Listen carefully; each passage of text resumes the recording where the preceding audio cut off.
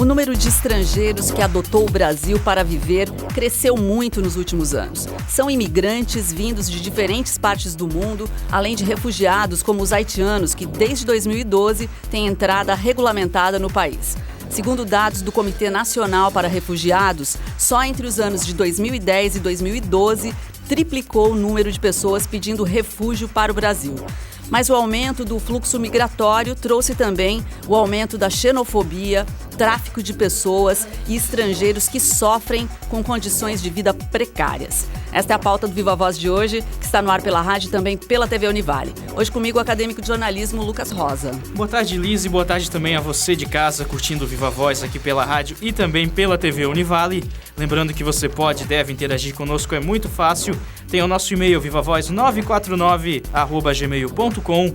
Tem também o Facebook, facebook.com/VivaVozUnivale, e o Twitter e o Instagram, ambos @VivaVozUnivale. Isso mesmo, e a nossa convidada de hoje é a professora Hélia Farias, que é mestre em Ciência e Tecnologia Ambiental, pós-graduada em Sensoriamento Remoto. Ela é chilena e mora já há alguns anos aqui no Brasil. Bem-vinda ao programa, professora. Boa tarde, muito feliz de estar aqui. Bastantes anos que eu moro no Brasil, Quantos na verdade. anos já? Mais de 20. Opa, bacana. Já tem uma experiência bacana, então, para comentar a respeito dessa situação, que é essa a intenção da pauta do programa de hoje. Mas para começar essa conversa, professora Hélia, quais foram as principais dificuldades logo que você chegou, chegando aqui, aquela situação de ser estrangeira, o que foi mais difícil quando você chegou no Brasil? Eu acho que é uma coisa cultural. Eu gostei muito de vir aqui no Brasil. As pessoas sempre me trataram muito bem. Não posso me queixar enquanto a isso. Mas, culturalmente falando, existem muitas diferenças entre o Brasil e o Chile. E o Brasil, eu acredito que os países de fala hispânica em geral, né? Nossos países de fala hispânica, e especificamente o Chile, faz muito uso das palavras mágicas: bom dia, boa tarde, boa noite, com licença, pedir por favor. E eu encontrei aqui uma dificuldade, porque as pessoas às vezes não pedem parecer um mandato, né? Olha só, mandato, que crítica, né? Difícil da gente aceitar, né, Lucas? É uma crítica mas construtiva. Bacana. Com certeza. Construtiva, não é por nada, porque Sim, as pessoas não me importante. trataram nunca mal, né? Mas eu senti falta dessas palavras mágicas, porque eu acho que faz diferença. Lógico. As pessoas acabam ficando bravas às vezes, né? Por diversos motivos. Eu acredito que pela falta, às vezes, de utilização dessas palavras, né? Muito bem, professora, qual foi o motivo que te trouxe para o Brasil? Eu queria me aperfeiçoar na área de sensoriamento remoto. Eu estudei cartografia, ou engenharia cartográfica, que vocês chamam aqui no Brasil. E em cartografia eu conheci o sensoriamento remoto, que são assim, utilização de imagens de satélite para diversos estudos e principalmente no mapeamento, né? Eu trabalho com mapeamento, com cartografia e com mapeamento participativo já nos idos anos 90, né? 88 eu comecei a trabalhar. E eu queria me aperfeiçoar, eu gostei muito dessa área.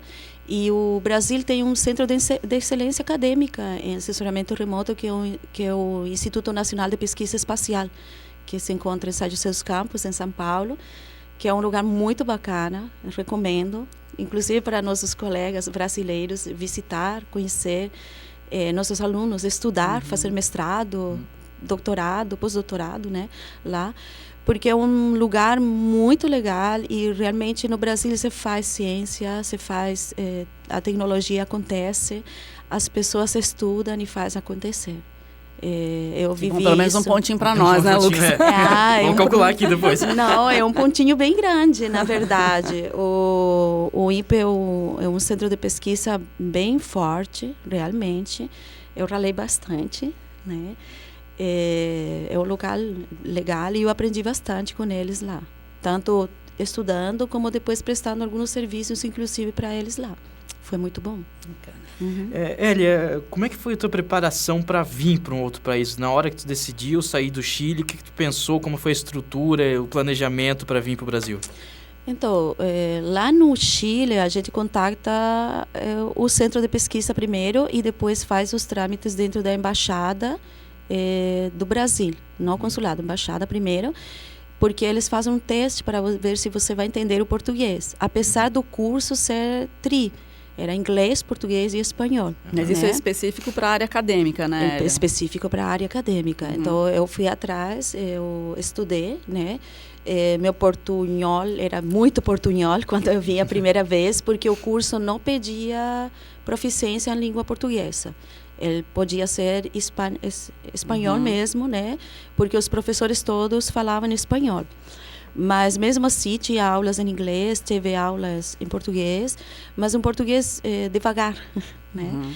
E a gente foi se adaptando aos poucos. Eu morei em República, né, por 7 meses no Brasil, a primeira vez que eu vim para fazer o primeiro curso de pós-graduação.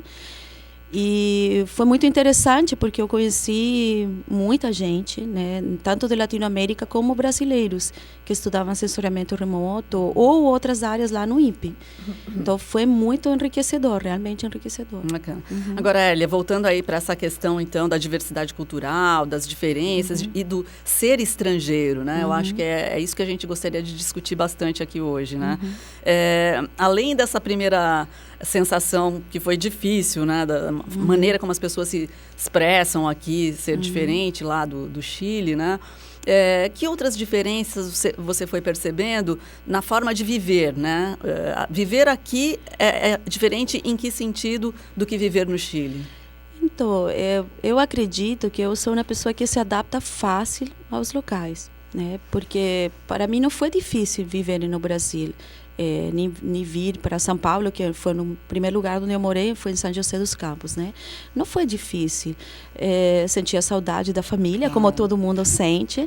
Sentia saudade de alguns aspectos culturais que, por exemplo, lá a gente gosta muito do teatro, não tanto do cinema. A gente gosta do cinema, mas tem muito cinema, como você chama, cultural, em que é gratuito, em que você vai lá, assiste cinema francês, italiano, né? Claro, não é em todo o Chile também. Eu tive sorte porque eu nasci na capital, em Santiago, e é óbvio que nas capitais a gente tem acesso a muito mais informação e a muito mais cultura que muitas vezes o resto do país. E o Chile é um país pequeno, então governar, viver no Chile, morar no Chile é mais fácil. Só a gente que é mais revolucionário lá que aqui. As pessoas lutam mais por seus direitos.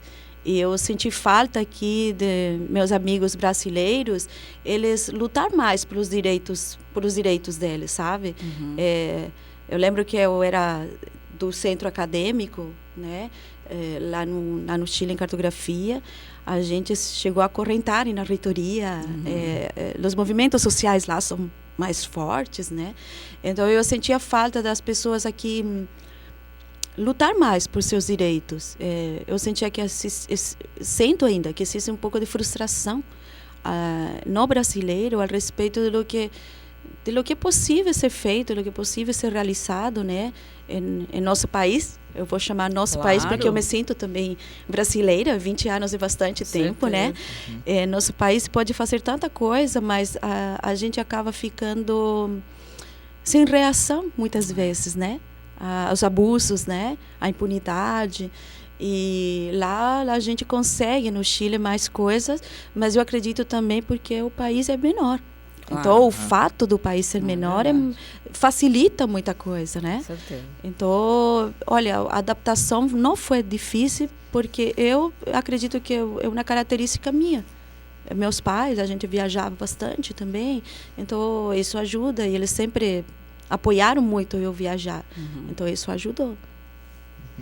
Professora, o que mais te chamou a atenção na cultura brasileira? Alguma coisa que você, antes de vir, não sabia, não tinha noção, e chegou aqui, descobriu e achou interessante, diferente, ou às vezes talvez até estranho, mas algo que realmente te chamou a atenção? Nossa, tem uma série de coisas que me chamaram muito a atenção. A alegria do povo. O Chile é um país mais tradicional, as pessoas expressam, mas são mais reservadas. Aqui sempre as pessoas atendem com um sorriso, né? Veja bem, olha o contraste. Às vezes falta de palavra mágica, mas por outro lado, o acolhimento é ótimo. As pessoas são sempre risonhas. E eu não sou argentina, eu sou chilena, então isso facilitou bastante. Facilita bastante, porque as pessoas falam, não é argentina, não, eu sou chilena. Aí já ajuda. As pessoas gostam muito do sotaque em espanhol. Isso também eu senti, para mim foi uma surpresa, né? As pessoas gostarem da forma como a gente fala, né? Porque eu adoro o português, eu acho lindo também, então é engraçado isso, né?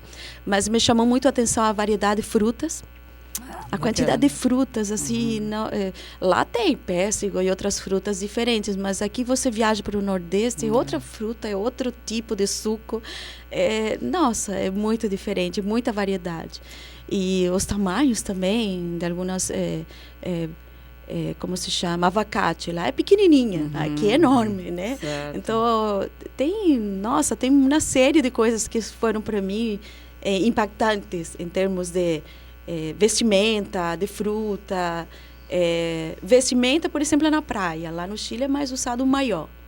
Aqui é biquíni, né? Aí tu chega lá no... Que ano que eu vim para cá a primeira vez, 93, as meninas todas de biquíni na praia. E lá era maior, o que mais usava. E o fio dental era uma coisa meio que, né, bem diferente, né?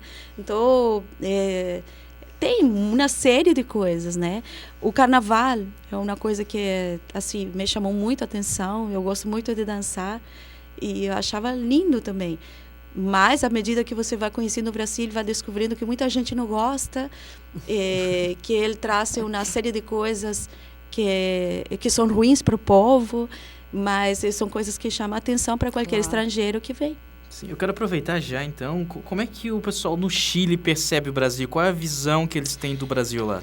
Então, nos idos 93, o ano que eu vim para cá, a visão não era muito boa, não. Eu vou explicar por quê. É porque a propaganda do Brasil para fora, ela é cruel. Assim, em que sentido? É muita gente pelada, muita gente sem roupa, né? Um carnaval, muita festa, e acaba esquecendo de outras coisas que são importantes. À medida que os anos foram passando, eu fui vivenciando mudanças nesse pensamento em Latinoamérica. Mas eu acho que também o Mercosul contribuiu para a melhoria dessa coisa muito de marketing, né? Que estava indo para fora, em que a gente sempre... vídeo do Brasil era floresta, carnaval, né? Dança... praia, pronto, né? Mulheres, né? Resumia o Brasil nesses ícones aí. Nesses ícones, e eu achava muito triste, com né? certeza. Inclusive para minha família, assim, no começo as pessoas pensavam, nossa, o país tem só pessoas de cor. É engraçado isso. E eu sabia que não. Aí eu precisava explicar que não, que existem uma variedade enorme, né? Claro, existe um contingente enorme de pessoas negras, e é óbvio que existe porque foram trazidos aqui como escravos, muitos, né? Então, você precisa entrar na história do Brasil para conhecer o Brasil, né? E as pessoas esquecem disso. Mesma coisa os brasileiros. Às vezes, como brasileiro, você pensa que conhece um país latino-americano, mas na realidade a gente precisa entrar na história dos nossos países para poder conhecer. O Chile, todo mundo me pergunta por Pinochet. É engraçado, né? Olha só. Ele é o ícone, muito né? Muito marcante. Com respeito ao Chile. Mas o Chile tem mais que o Pinochet, né? Claro. Tem muito mais coisas, né? Então, é isso aí. Eu imagino que tenha sido um choque. Eu tive a oportunidade de estar lá em Santiago. E é um país organizado, né? As coisas estão funcionando, pelo menos é a sensação na capital, como você mesma disse, né? E essa parte deve ter impactado para você também, né? Nas questões públicas, como é que você no ano 93, quando eu vim, eu fiquei triste por uma coisa que eu acho que talvez isso tenha sido o que mais me impactou negativamente no Brasil, foi ter visto pessoas comendo do lixo. Eu nunca tinha visto. É um quebra muito grande, assim. Até eu chorei. Eu fiquei extremamente impactada no ano 93, tanto em São Paulo como no Rio, que é o eixo, né? Eu não tinha visto nunca. Eu não imaginei que isso pudesse acontecer, mesmo que as pessoas contem. Uma coisa as pessoas te contarem, outras coisas é você viver e ver, né? E eu acho que melhorou isso. Eu sinto que o Brasil acolhe mais o seu povo, né? E não é só no Brasil, tanto país do mundo que também acontece isso. Pois é, contrastes, é isso mesmo. Bom, o tema aqui hoje são os estrangeiros que vivem no Brasil. A gente faz um intervalinho e volta já. Estamos de volta. Hoje nossa conversa é com a professora Hélia Farias, professora aqui da universidade. Ela é chilena e por isso foi convidada para vir aqui conversar um pouquinho sobre a vida dos estrangeiros que moram no Brasil, né, professora?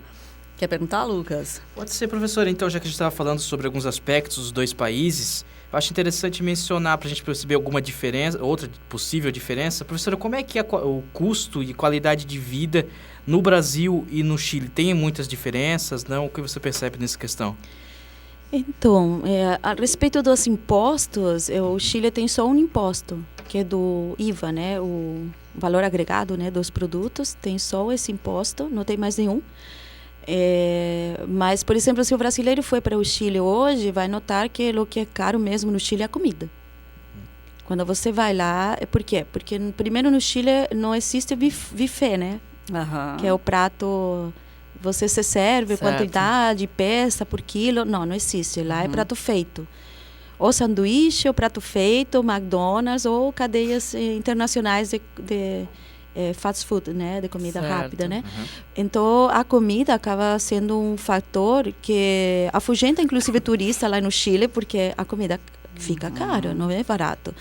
Por outro lado, morar lá e montar uma casa é super fácil, porque os eletrodomésticos, eletrônicos em geral, são muito baratos, né? Computadores, tem cozinha, a coisa da fogão, dolarização da economia lá. Então lá eu peço, mas mesmo assim é muito sai barato Sim, montar uma casa, né? O que eu vejo é que existe muita valorização sobre o imóvel aqui no Brasil, né?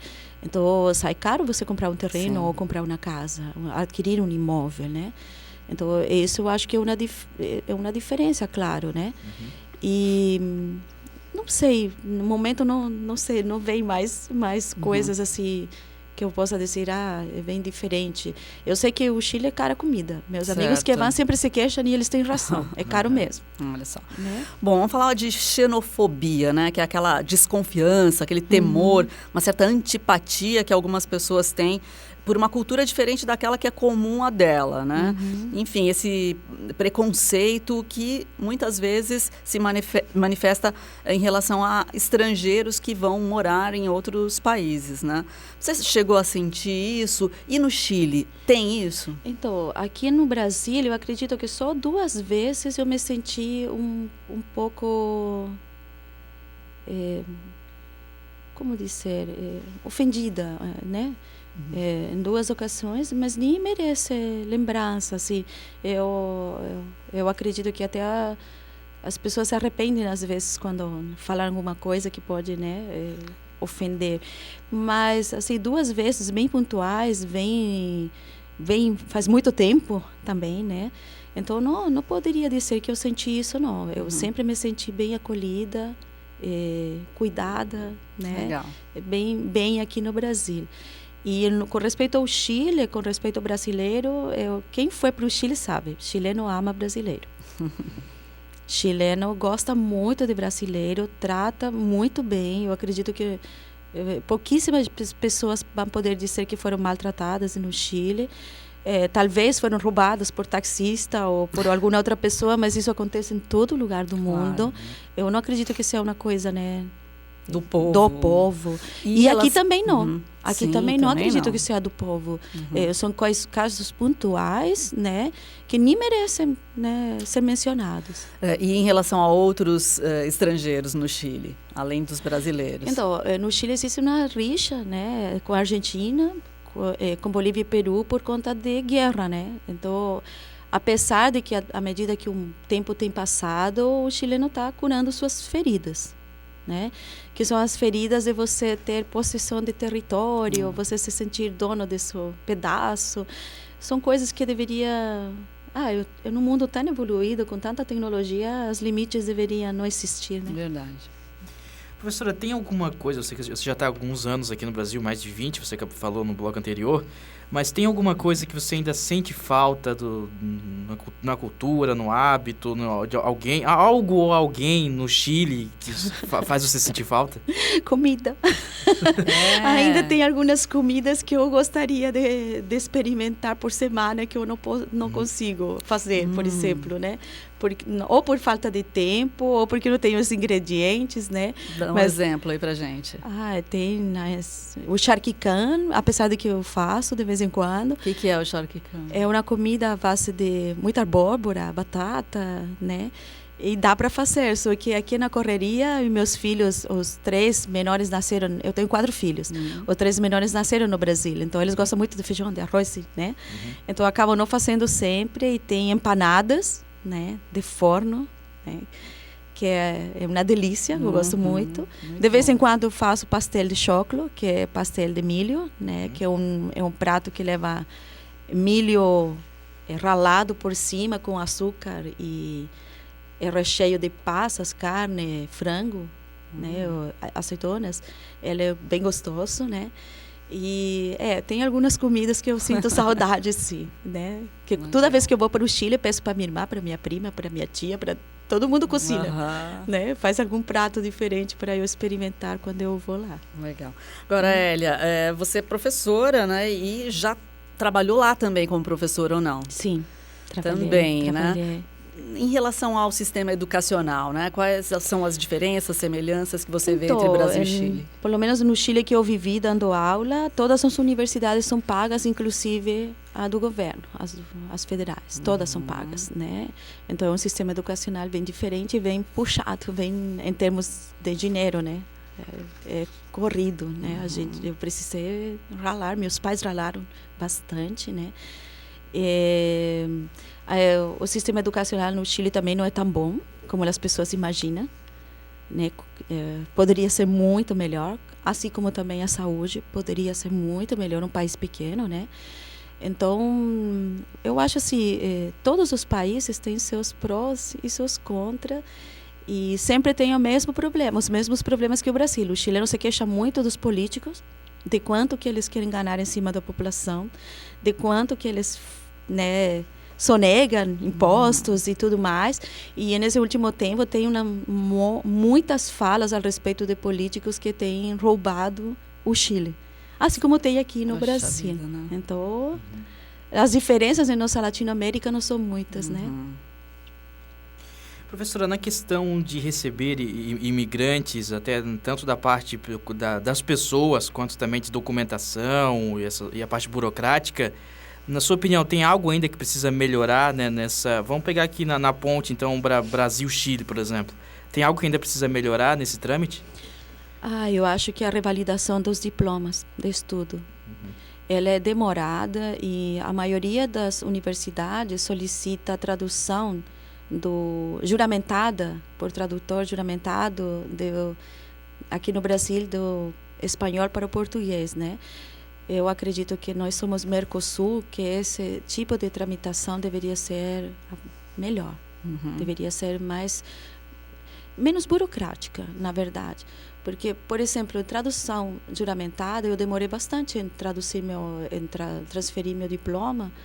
Por conta disso, a tradução juramentada tinha só 2 tradutores para o estado inteiro, que é Santa Catarina.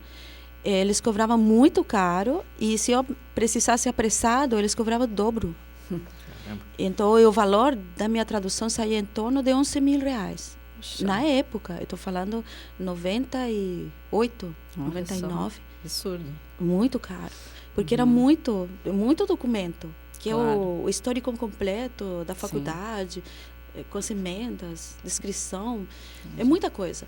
Então, eu acredito que tem melhorado, porque senão eu não tivesse feito também, né? Você tem que ter, mas eu acredito que ainda falta esses tratados de livre comércio, essas aproximações entre os países, precisa melhorar a parte burocrática. Né? O Brasil está agora estudando uma nova legislação que aborda um Não, e novo para o Chile também. relacionamento, O brasileiro que vai para o Chile também passa um sufoco. Tem muita coisa lá também.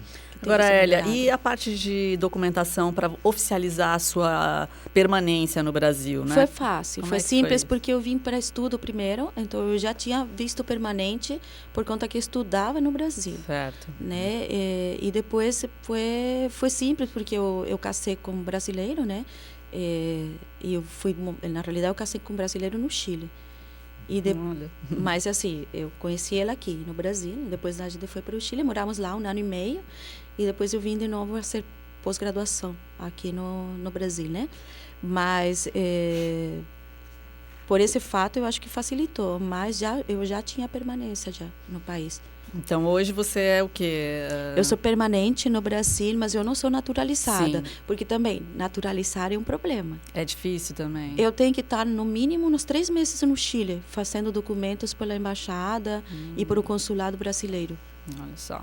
Para poder começar a pleitear a naturalidade. Né? Entendi. É bastante burocrático. Então agora eu quero fazer algo um pouco mais psicológico. Hoje Temos só 1 minuto, hein? Eu acho que vai ser rapidinho, então. Assim, professora, hoje em dia no seu psicológico, no seu comportamento, faz parte do Chile e o que faz parte do Brasil? É meu comportamento psicológico? Uau, hein? Meu portunhol faz parte dos dois. Porque eu vou para o Chile, diz que eu tenho sotaque de brasileira, eu estou aqui no Brasil e falam que eu tenho sotaque de chilena, então, né? Já misturou tudo. Eu sou uma pessoa alegre e eu acho que isso vem do Chile, mas se acentua aqui no Brasil também, porque aqui as pessoas sempre expressam muita alegria. E não sei o que mais falar. Acho que já ficou uma combinação interessante, né? Isso mesmo. Bom, a gente vai terminando o programa aqui, essa conversa bacana com a professora Hélia Farias, chilena, meio brasileira, né, professora? Obrigada pelas suas informações, por compartilhar aqui com a gente um pouco da sua história. Muito obrigada para todos. Muito obrigado, professor, e muito obrigado também a você de casa curtindo mais um Viva Voz. Suas ideias em alto e bom som.